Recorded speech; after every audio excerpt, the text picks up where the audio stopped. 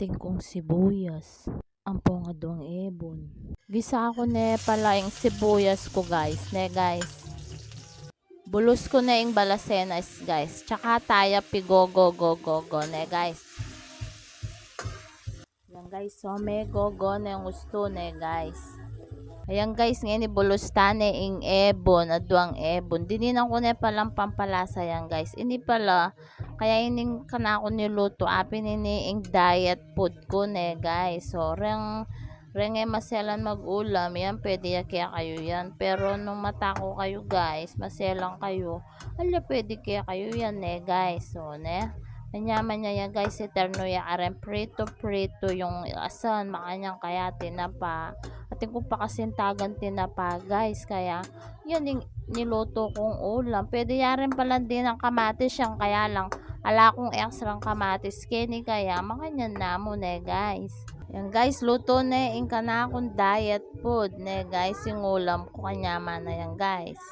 Guys, manganta na guys. So, ating kong eternong mangga ne guys. Mura na pala yung kilong mangga kini guys. 100 kilo na mo ne guys.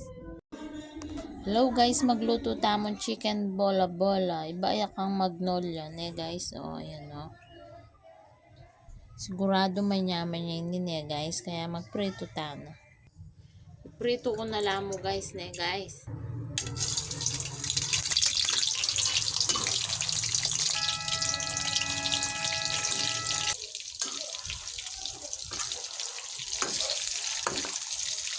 Guys, go talaga.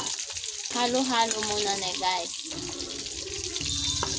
Halo muna natin guys. Guys, tinikman ko masarap siya. Lasa siyang chicken balls. Ne guys. Guys, luto na siya guys. Kunin na natin. Sarap yan guys.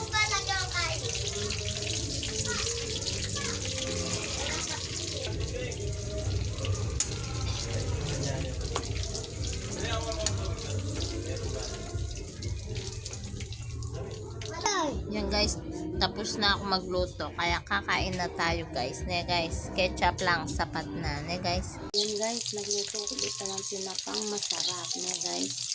Hindi ako nagsasawa sa tinapa guys. Lalo na kapag prito. Pwede rin to isabaw guys kung gusto nyo. Sigaw, ganun. Kasi malaki naman siya oh.